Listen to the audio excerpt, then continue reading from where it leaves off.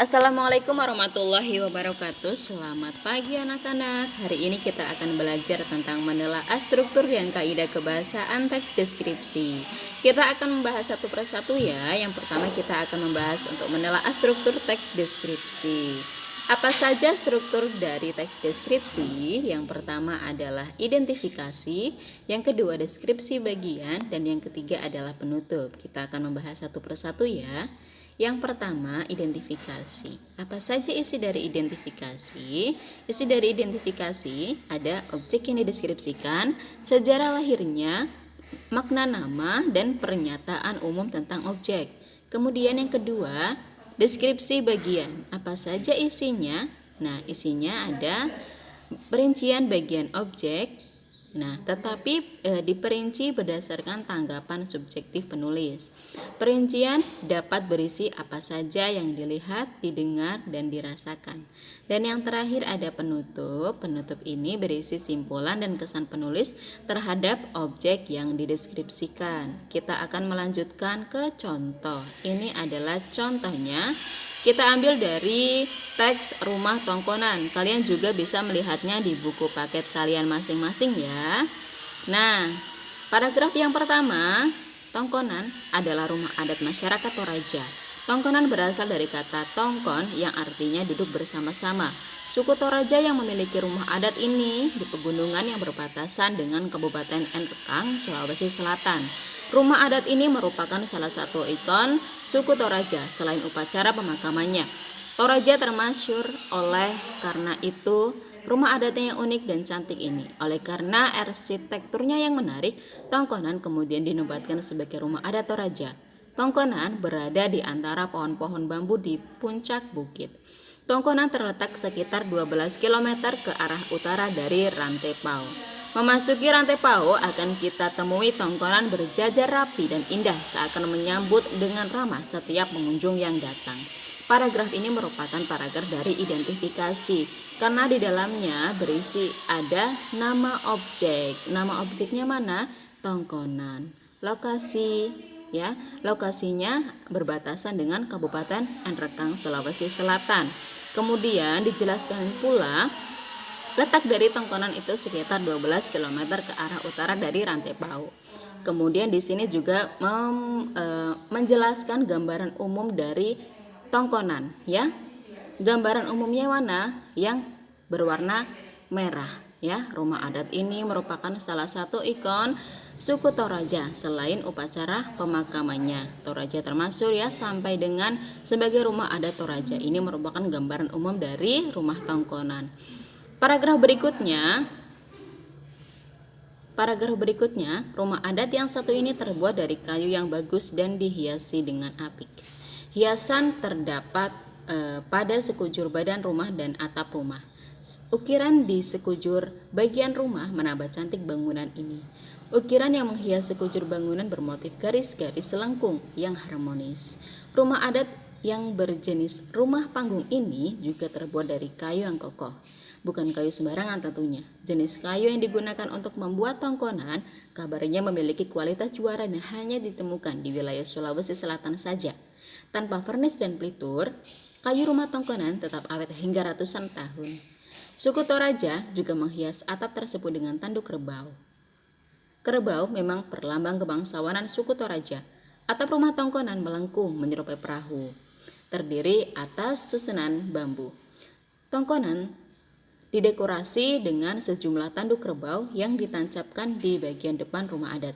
Di setiap bangunan bagian depan terdapat deretan tanduk kerbau.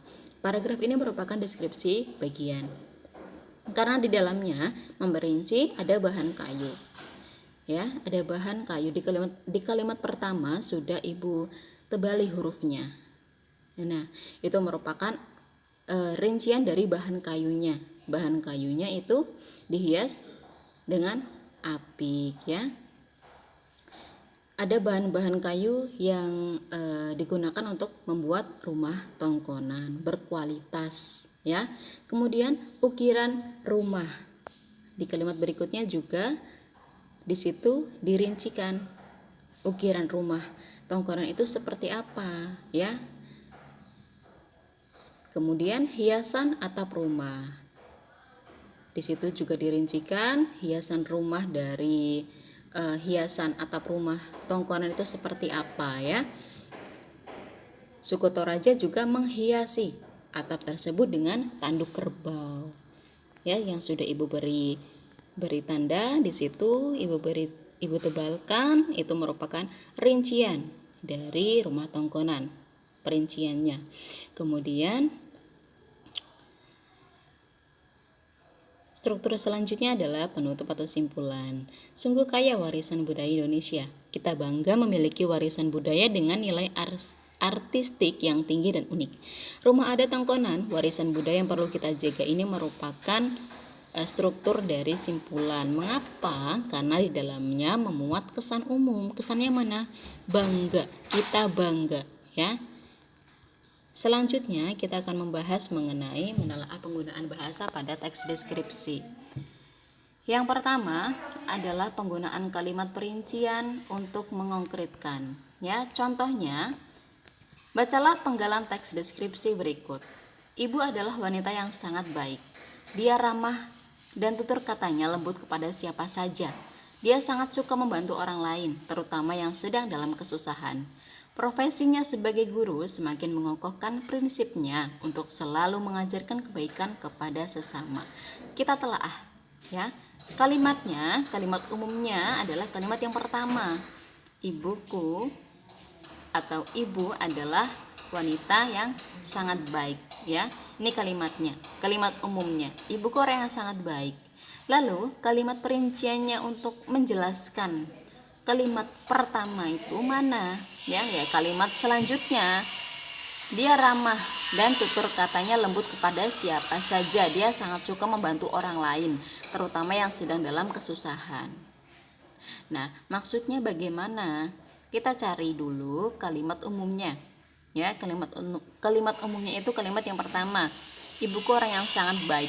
Maksudnya, orang baik yang seperti apa?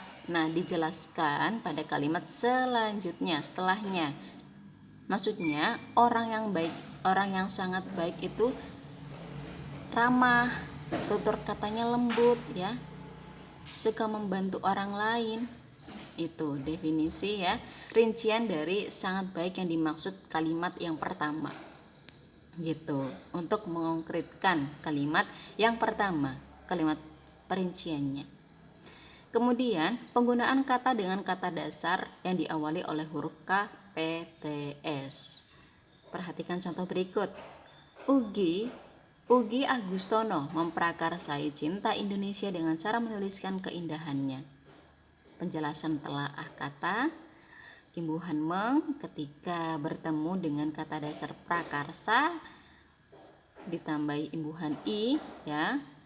Jadi fonem P tidak luluh atau tidak hilang karena setelah awalan meng diikuti oleh kata dasar yang diawali oleh PR, prakarsa.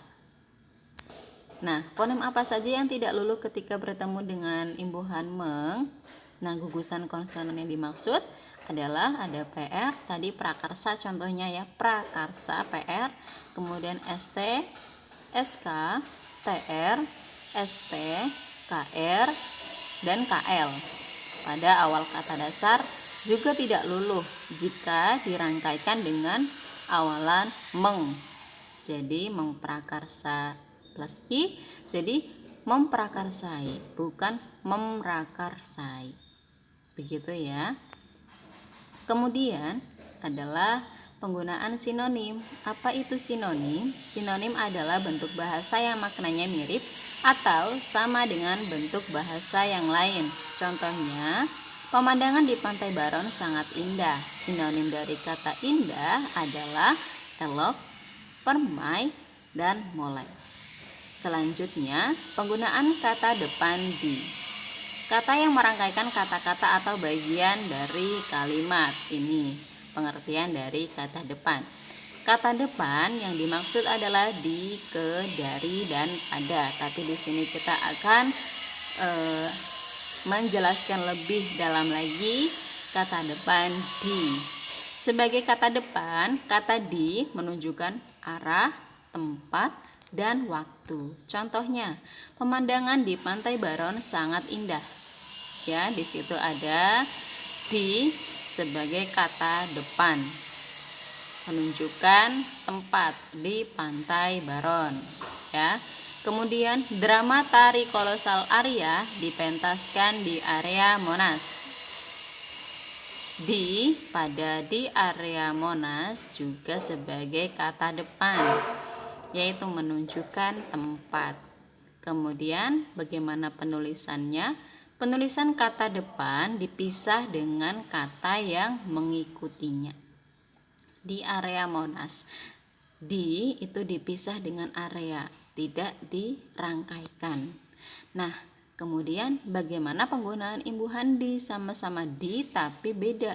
Yang satu kata depan, yang satunya sebagai imbuhan.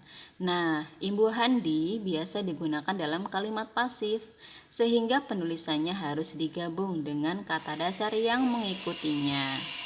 Contohnya, Tongkonan kemudian dinobatkan sebagai rumah adat Toraja.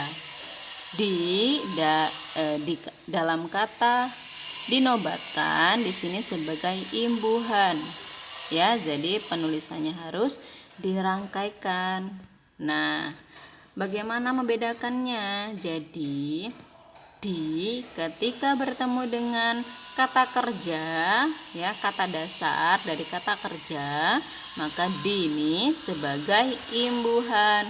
Contohnya, di bertemu dengan kata kerja pada kata dasar tanam menjadi ditanam.